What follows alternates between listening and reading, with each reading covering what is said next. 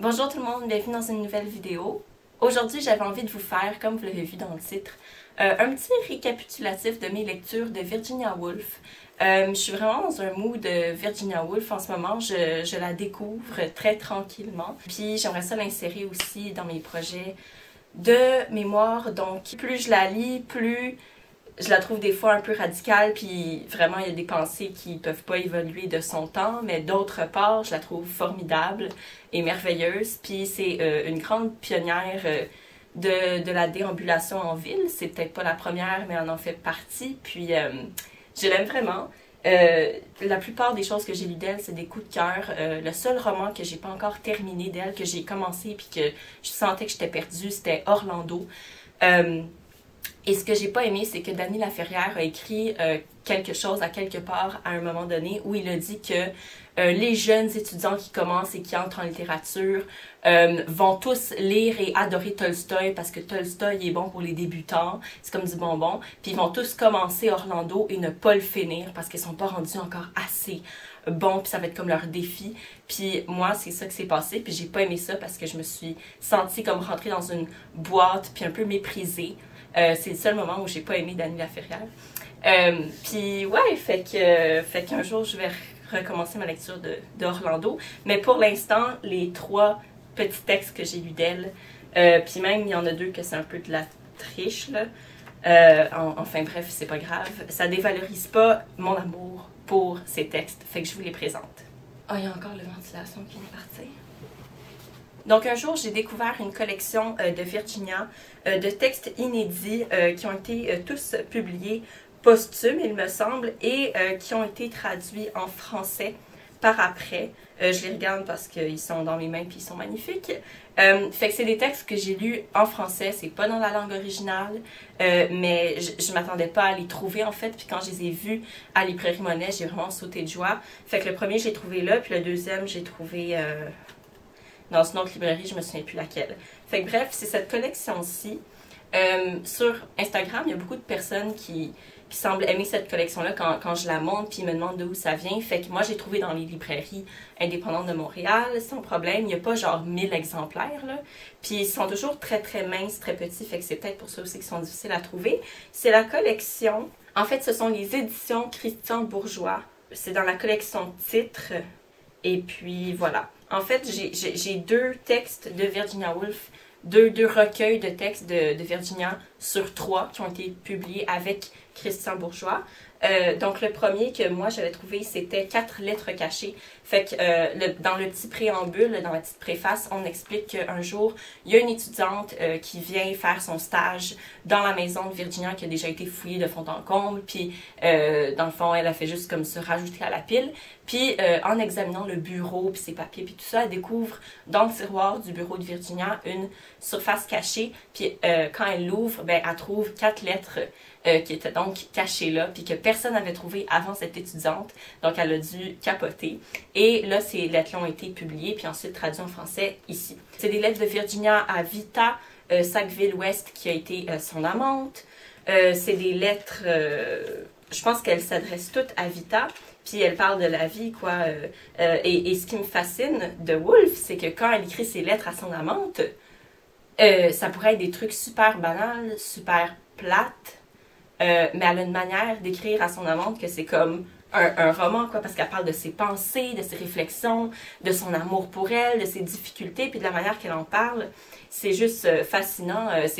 C'est comme, waouh, j'aimerais ça écrire des lettres aussi passionnantes que ça. Fait que j'ai vraiment aimé ça. Puis, ça m'a un peu réconciliée avec Virginia dans le sens où, après Orlando, j'étais comme, tous ces textes que je vais vouloir lire d'elle vont être trop difficiles pour moi.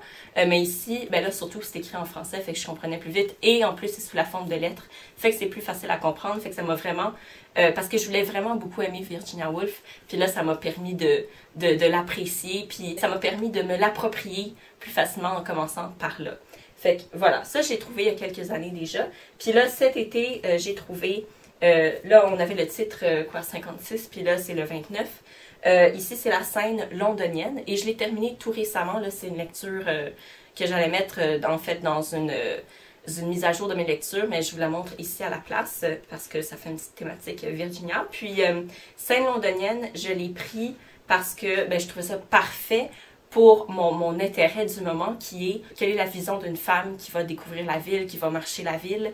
Et là, de découvrir le regard de Virginia sur Londres, pour moi, c'était fascinant. Et là, pour vous rappeler les dates, elle est née en 82, ouais. Elle commence à écrire tout ça dès 1905. Fait que, bref, pensez genre, ouais, 1905 à 1915 à peu près, ou quelque chose, je sais pas. Fait que bref, elle découvre Londres à ce moment-là. Fait que, dans le fond, les nouvelles, je vais juste vous les nommer parce que ça va déjà vous donner un bon aperçu. Sont assez clairs, les titres. Donc, on va parler des docks de Londres. Donc, le contraste entre le port où on voit toutes les gens travailler, le système très automatique puis robotique plutôt, avec genre toutes les odeurs un peu crasses puis les matériaux bruts qui arrivent des bateaux, et le contraste avec là les rues de boutiques où tout est rendu shiny, tout a été travaillé et on voit le résultat final. Puis en même temps, dans le Londres commerçant, il y a un contraste même dans ces produits finis là entre les produits cheap puis les produits high-end, comme on dit. Ensuite, il y a la nouvelle La Marée d'Oxford Street. On a Maison de grands hommes. Donc, voilà, ces grands hommes. Je viens de me rendre compte que je les ai pas encore toutes lues, fait que j'ai pas réellement terminé encore. Mais c'est parce que j'ai lu ce que j'avais besoin de lire pour le moment où je le lisais, qui était pour nourrir mes travaux. Là. Fait que c'est pour ça que dans ma tête, j'ai classé ça comme lu, mais j'ai pas tout lu finalement. Je suis une menteuse. Ensuite, il y a la nouvelle Abbaye et cathédrale. Ça va être magnifique. Je l'ai pas lu non plus. Voici la Chambre des communes. Là, une femme qui va décrire la Chambre des communes. Je veux dire, il n'y a pas de femme qui entre là-dedans, là. Fait que c'est malade. Portrait d'une londonienne. Fait que c'est ça. Fait que ça a l'air... en fait, ça a l'air... C'est fascinant. Ça a l'air fascinant pour les nouvelles que j'ai pas encore lues. Fait que je vais aller le terminer pour vrai bientôt. Et le troisième et dernier ouvrage que je voulais vous présenter dans cette vidéo, c'est un recueil de nouvelles encore. Là, c'est plus des petits... Ici, les nouvelles, c'est pas comme avec la finale punch, je sais pas, je vois plus ça comme des petits fragments d'observation, mais ici, c'est vraiment des nouvelles fictionnelles à vraiment travailler avec une fin qui te surprend toujours, puis beaucoup plus, moins journalistique que l'autre, même si l'autre est merveilleux aussi, je sais juste pas comment m'exprimer. Ça s'appelle The Lady in the Looking Glass et c'est publié chez Penguin, Modern Classics, et ça, c'était mon coup de cœur de l'année 2016, ou 2017, je me souviens plus trop. Ça m'a tellement marqué. Puis ce que j'ai apprécié, c'est que les nouvelles, ce qu'elles revendiquent, de quoi elles parlent, c'est encore... c'est très actuel. C'est rendu flou dans ma tête, comme... Fait que je me concentre plus sur les faits qui me restent après 1 an ou 2 après l'avoir lu. Ça m'a vraiment marqué, puis j'ai vraiment aimé ça. Puis j'ai compris aussi, c'est encore le contraste avec Orlando, là. Ça, c'était un moyen pour moi de la découvrir de manière plus accessible. Voilà le mot que je cherchais. Fait que, ouais, si vous voulez m'entendre parler d'une manière plus détaillée, plus détaillée du livre, vous irez voir ma vidéo coup de cœur de l'année 2016 ou 2017. C'est gars qui parle là-dedans. Fait que, voilà. Là, mes cheveux, ils sont tout croches, là, ou quoi? OK. Fait que ça, c'est mes 3 livres que j'ai lus d'elle, mes 3 ouvrages jusqu'à présent. J'ai 2 autres ouvrages d'elle, mais que j'ai pas encore lus. J'ai The Waves, qui est juste devant moi en plus. Fait que lui. Puis j'ai A Room of One's Own, qui est comme un classique, là. Ben, ils sont tous des classiques, mais... Puis en plus, les couvertures sont vraiment belles, fait que j'aimerais ça vous faire une vidéo de genre page couverture favorite, là. Fait que ouais, fait que ça, c'est mon petit lot de 3 que j'ai d'elle. Ah oui, puis en passant, oui, j'ai les cheveux roses depuis à peu près 1 semaine, puis c'était pas un coup de tête, dans le sens où ça fait longtemps que j'y pensais, puis là, quand j'ai décidé que c'était le moment, là, ça paraissait comme spontané, mais j'y avais pensé, puis je suis vraiment contente. Fait que vous allez me voir avec les cheveux roses encore un petit bout, c'est vraiment, j'adore ça.